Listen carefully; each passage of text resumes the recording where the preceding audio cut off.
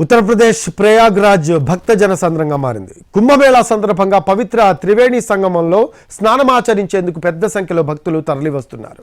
మకర సంక్రాంతి సందర్భంగా నిన్న ఒక్కరోజే దాదాపు 3.5 కోట్ల మంది భక్తులు పుణ్యస్నానాలు ఆచరించారు. ఎముకలు కొరికే చలిలో బ్రహ్మ ముహూర్తంలో పుణ్యస్నానాలు ప్రారంభమయ్యాయి. కుంభమేళా సమయంలో పుణ్యస్నానాలకు ప్రత్యేక స్థానం ఉంది. బాహ్య ప్రపంచానికి దూరంగా ఉండే నాగ సాధువులు కూడా ఈ సందర్భంగా ప్రయాగ్రాజ్కు వస్తారు. ఒంటి నిండా భస్మాన్ని పూసుకొని త్రిశూలాలతో ఊరేగింపుగా వచ్చిన నాగ సాధువులకు ఘన స్వాగతం పలికారు.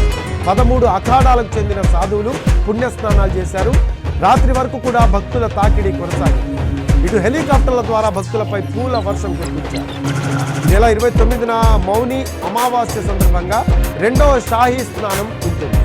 మౌని అమావాస్య రోజునే 4 నుంచి 5 కోట్ల మంది ప్రయాగ్రాజ్కు వస్తారని అంచనా వేస్తున్నారు. ఫిబ్రవరి 3న వసంత పంచమి, 12న మాఘ పౌర్ణమి, 26న మహాశివరాత్రి సందర్భంగా కూడా భక్తులు పోటెత్తుతారు. ఈ రోజుల్లో త్రివేణి సంగమంలో స్నానం చేస్తే మోక్షం కలుగుతుంది అన్నది భక్తుల నమ్మకం.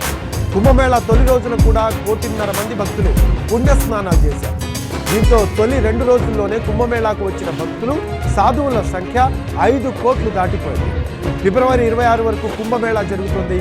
మహాకుంభమేళా సమయంలో దాదాపు 40 కోట్ల మంది భక్తులు ప్రయాగ్రాజ్ను సందర్శిస్తారని అంచనా వేస్తున్నారు. పెద్ద సంఖ్యలో విదేశీయులు కూడా ఈసారి కుంభమేళాకు వస్తున్నారు. స్టీవ్ జాబ్స్ భార్య లారిన్ పావెల్ కూడా ప్రయాగ్రాజ్ వచ్చారు. అయితే ఆమె అస్వస్థతకు గురి కావడంతో వైద్య చికిత్స అందిస్తూ ఉన్నారు. ఎన్నడూ చూడనంత జన సందోహంలో ఆమె ఉక్కిరి బిక్కిరైనట్లు చెబుతున్నారు.